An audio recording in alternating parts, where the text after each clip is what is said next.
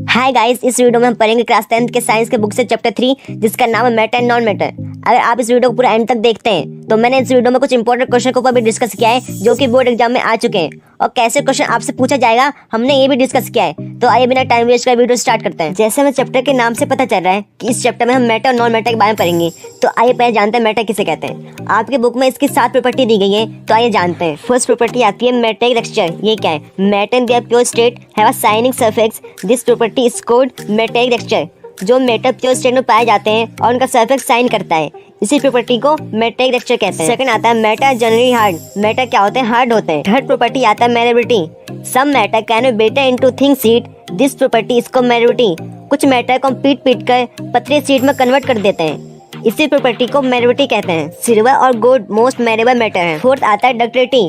The ability of matter to be draw into thick wire is called ductility.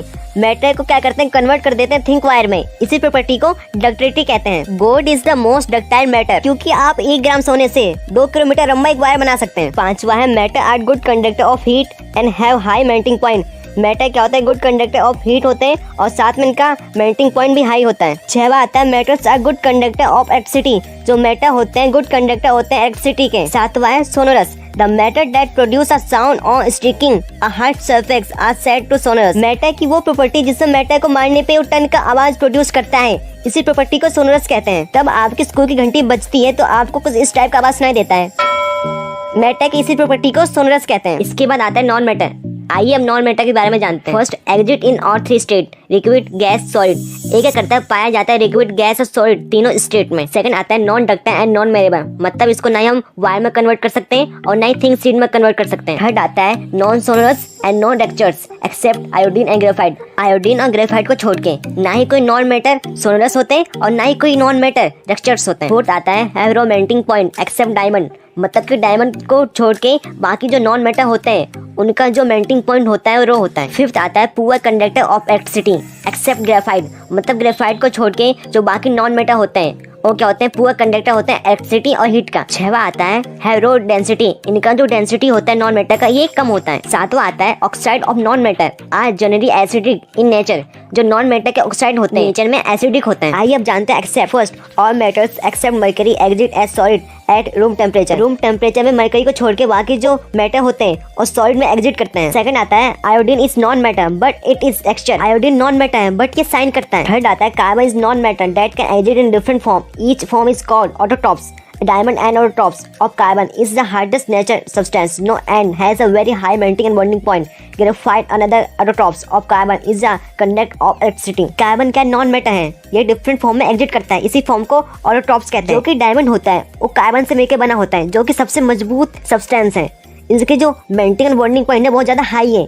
और जो graphite वो भी क्या करते हैं? कार्बन से मिलकर बना है, जो कि गुड कंडक्टर ऑफ इलेक्ट्रिसिटी है। फोर्थ आता है sodium potassium lithium are so soft that they can be cut with a knife. They have low density and low melting point. Sodium potassium lithium इनकी जो डेंसिटी है और melting point है बहुत कम है, जिसकी वजह से बहुत ज्यादा सॉफ्ट है, जिसकी वजह से इसको हम चाकू से भी काट सकते हैं। बोर्ड एग्जाम में क्वेश्चन आया था कि ऐसा कौन सा मैटर है जिसको हम चाकू से काट सकते हैं, तो इसलिए आपको इसका नाम याद रखना है। नेक्स्ट टॉपिक आता है what happen when matter are burn in air. जब भी आपको बर्न इन एयर देखने को मिले तो आप समझ जाना कि ऑक्सीजन की बात हो रही है। तो मैटर प्लस ऑक्सीजन मिलकर बनेंगे मैटर ऑक्साइड। जैसे कॉपर प्लस ऑक्सीजन मिलकर बनेगा कॉपर ऑक्साइड और एल्यूमिनियम प्लस ऑक्सीजन मिलकर बनेगा एल्यूमिनियम ऑक्साइड। हम जानते हैं एम्फोटेरिक ऑक्साइड किसे कहते हैं। These are matter oxide which react with both acid and base. ऐसे मैटर ऑक्साइड जो कि एसिड बेस दोनों के साथ रिएक्ट करते हैं, ऐसे ऑक्साइड को एम्फोटेरिक ऑक्साइड कहते हैं। जैसे zinc oxide, aluminium oxide. Exam में क्वेश्चन पूछा गया था कि सोडियम पोटेशियम को केरोसिन ऑयल में क्यों रखते हैं। इसका आंसर ये होगा कि सोडियम पोटेशियम क्या होते हैं? मोर रिएक्टिव मैटर होते हैं, जो कि रिएक्ट करते हैं बहुत जल्दी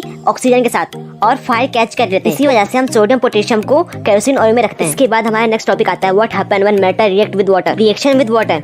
matter react with water differently, not all matter react with water. जो मैटर होता है वाटर के साथ डिफरेंट तरीके से रिएक्ट करता है, लेकिन जो सभी मैटर होते हैं वाटर के साथ रिएक्ट नहीं करते हैं। कोल्ड वाटर के साथ सोडियम पोटेशियम कैल्शियम रिएक्ट करते हैं और हॉट वाटर के साथ मैग्नीशियम रिएक्ट करता है और स्टीम वाटर के साथ एल्यूमिनियम और आयरन रिएक्ट करता है। आपको ये याद रखना है कि कौन सा मैटर किस वाटर के साथ रिएक्ट करता है। जैसे कि आप देख सकते हैं पोटेशियम प्लस वाटर मिलकर बनेगा potassium hydroxide plus hydrogen gas और मैग्नीशियम प्लस वाटर मिलकर बनेगा मैग्नीशियम हाइड्रोक्साइड प्लस H2। उसके बाद एल्यूमिनियम प्लस वाटर मिलकर बनेगा एल्यूमिनियम ऑक्साइड और H2। के बाद आता है reaction with dilute acid. Most metals react with dilute HCl and dilute H2SO4। To form salt and hydrogen gas. Most metal react करते हैं dilute HCl and dilute H2SO4 के साथ। उसके बाद फॉर्म करते हैं salt and hydrogen gas. Metal plus dilute acid देंगे salt plus hydrogen gas. For example magnesium plus HCl देंगे मैग्नीशियम क्लोराइड प्लस H2। फिर आता है aqua regia. It is mixture of concentrate HCl and concentrate HNO3 जिसे nitric acid कहते हैं in 3:1। It dissolve gold and platinum. तब concentrate HCl को और कॉन्सेंट्रेट नाइट्रिक एसिड को 3:1 के फॉर्म में मिक्स किया जाता है तो ये डिसॉल्व कर देता है गोल्ड और प्लेटिनियम को। इसके बाद आता है रिएक्टिव सीरीज ऑफ मेटल। आप इसको ऐसे याद कर सकते हैं, केदारनाथ का मारी आरू जरा फीका पकाता है, क्यूट हरी आएगा और पीटेगा। केदार से के, नाथ से Na, Ca से Ca, माई से Mg, आरू से Ar, जरा Zn, फीका Fe, पकाता Pb है H, क्यूट Cu, हरी Hg, आएगा Ag और Au, पीटेगा Pt। आप इसी तरह से आराम से ये सीरीज याद कर सकते हैं। और आपको इसका नाम भी याद रखना है, जैसे कि K से पोटेशियम, Na से सोडियम, Ca से कैल्शियम, Mg से मैग्नीशियम।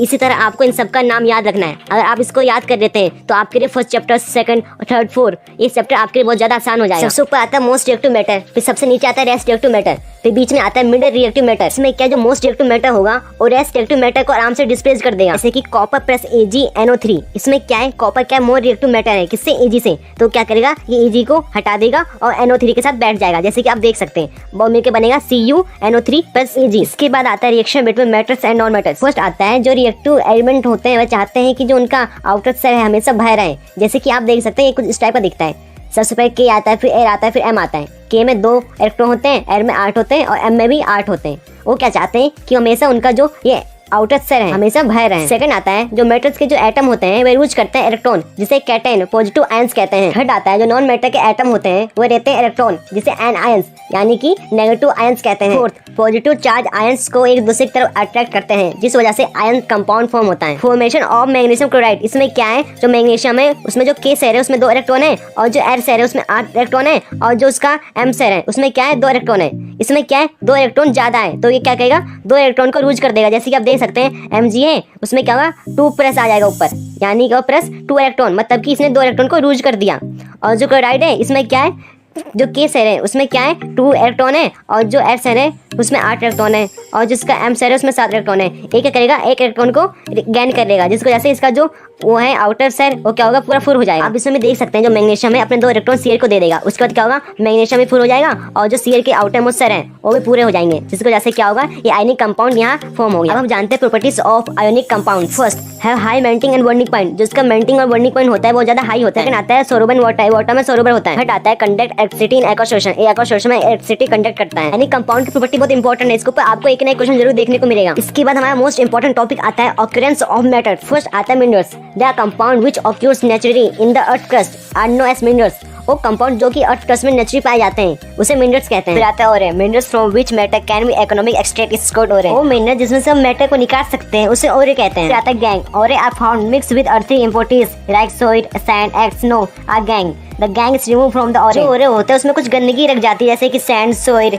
इसको क्या कहते हैं, इसे क्यों गैंग कहते हैं। मिनरल्स और गैंग बहुत ज्यादा इंपॉर्टेंट है। एंड नेक्स्ट टॉपिक आता है extracting matters low in the activity series. वो मैटर रिएक्टिव सीरीज में सबसे नीचे आते हैं, उसको कैसे ऑब्टेन करते हैं। This matter can be obtain by heating the ore in air at high temperature. Ore को एयर में हाई टेम्परेचर में हीट करते हैं जिसको जैसे हमें मैटर मिल जाता है। जब भी एयर या फिर हीट की बात हो तो समझ जाना कि ऑक्सीजन की बात हो रही है। कि आप देख सकते हैं कॉपर सल्फाइड में O2 ऐड हो रहा है यानी कि प्रेजेंस ऑफ ऑक्सीजन में इसको हीट किया जा रहा है। इसके बाद कॉपर ऑक्साइड साथ में SO2 में टूट जाएगा। इसके बाद कॉपर ऑक्साइड को कॉपर सल्फाइड से फिर से हीट करेंगे, उसके बाद में कॉपर और साथ में SO2 देखने को मिल जाएगा। जैसे कि आप देख सकते हैं हमने यहाँ प्योर कॉपर ऑब्टेन कर लिया। जैसे कि आप देख सकते हैं इसी को एक्टिविटी सीरीज कहते हैं। सबसे नीचे आपको रो एक्टिविटी सीरीज देखने को मिल जाएगा, उसके बाद उसके थोड़ा सा ऊपर आपको मिड एक्टिविटी सीरीज देखने को मिल जाएगा, उसके सबसे टॉप में आपको टॉप ऑफ एक्टिविटी सीरीज देखने को मिल जाएगा। बाद हमारा नेक्स्ट टॉपिक आता है extracting matter in the mid of the activity series. Mid activity series से मैटर को कैसे ऑब्टेन करते हैं। Matters are easy to obtain from oxide ore, thus sulphide and carbonate ore are convert into oxide. पहले ore को convert करेंगे oxide ओरे में, जैसे कि सल्फाइड कार्बोनेट ओरे को कन्वर्ट कर देंगे ऑक्साइड में। उसके बाद हम आराम से प्योर मैटर को ऑब्टेन कर सकते हैं। इसके भी 2 तरीके, पहले रोस्टिंग, दूसरा कैकिनेशन। आई जानते हैं रोस्टिंग, मैटर ओरे heat storing in excess of air. जब मैटर ओरे को स्टोरिंग हीट करते हैं एक्सेस ऑफ एयर में, इसी को रोस्टिंग कहते हैं। अब आता है कैकिनेशन, मैटर ओरे heat storing in limited supply of air. Matter ओरे का हीट करते हैं storing but limited supply of air, इसी को कैकिनेशन कहते हैं। जैसे जैसे कि आप देख सकते हैं दोनों तरीके से जिंक सल्फाइड या जिंक कार्बोनेट को जिंक ऑक्साइड में हम चेंज कर सकते हैं। जिंक ऑक्साइड मिलने के बाद इसको हम दो तरीके से फिर से प्योर मेटल में कन्वर्ट कर सकते हैं। फर्स्ट आता है using coke as reducing agent. जैसे कि आप देख सकते हैं जब जिंक ऑक्साइड को कार्बन ऑक्साइड हीट करेंगे तो जिंक प्लस CO2 में टूट जाएगा। दूसरा तरीका आता है यूजिंग डिस्प्लेसमेंट रिएक्शन। इसमें क्या होता है जो कंपाउंड के आयन होते हैं एक दूसरे से चेंज होते हैं, जैसे कि आप इसमें देख सकते हैं। इसके बाद आता है extracting matter at the top of activity series. जो एक्टिविटी सीरीज के टॉप में आते हैं उससे प्योर मेटल लेने के लिए हमें उसमें इलेक्ट्रिसिटी पास करवानी पड़ती है। जैसे कि आप देख सकते हैं जब NaCl में इलेक्ट्रिसिटी पास करेंगे तो Na प्लस और साथ में Cl माइनस में टूट जाएगा। Na प्लस में जब एक इलेक्ट्रॉन दे देंगे तो Na बन जाएगा और Cl में जब एक इलेक्ट्रॉन दे देंगे तो Cl बन जाएगा। इसके बाद आता है रिफाइनिंग ऑफ मेटल्स। इसका यूज भी हम प्योर मेटल ऑब्टेन करने के लिए करते हैं। ये जो देखने से एनोडे कहते हैं इसमें इम्प्योर कॉपर है और इसे कहते हैं कैथोडे। इसमें क्या प्योर कॉपर है। जो एक और सोल्यूशन है ये एसिडिफाइड कॉपर सल्फेट सोल्यूशन है। आप जो नीचे देखने से एनोडे मड कहते हैं ये एनोडे का गंदगी है। कैथोडे और एनोडे एक बैटरी के साथ कनेक्ट है। हम इसमें इलेक्ट्रिसिटी पास करवाते हैं तो एनोडे से क्या होता है Cu2+ निकलता है और कैथोडे में जाके जमा हो जाता है। जो एनोडे की गंदगी होती है वो नीचे जमा हो जाती है। इसके बाद आप क्या देखेंगे जो कैथोडे है मोटा हो चुका है और जो एनोडे है पतला हो चुका है क्योंकि कैथोडे में सभी कॉपर आके इकट्ठा हो चुके हैं। इसके बाद नेक्स्ट टॉपिक आता है क्रोजन। इसमें क्या होता है जो मेटल होता है उसके ऊपर मॉइस्चर एसिड और मॉइस्चर ये अटैक करते हैं जिसको जैसे ये H2S के साथ रिएक्ट करता है और सिल्वर सल्फाइड बनाता है जो कि दिखने में ब्लैक कलर का होता है। इसके बाद नेक्स्ट टॉपिक आता है प्रेजेंस ऑफ क्रोजन। इसमें क्या होता है जो आयरन होता है उसको पेंटिंग कर देते हैं ऑयरिंग ग्रीजिंग या गार्बेजिंग से जिसको जैसे वो क्या करता है वो रस्टिंग नहीं होता। और आप जब अपने स्क्रीन में क्वेश्चन देख रहे हैं आपको इसकी बहुत ज्यादा प्रैक्टिस करनी है क्योंकि बहुत ज्यादा इंपॉर्टेंट है। और हाँ अगर आपको वीडियो पसंद आए तो आप चैनल को सब्सक्राइब वीडियो को लाइक कर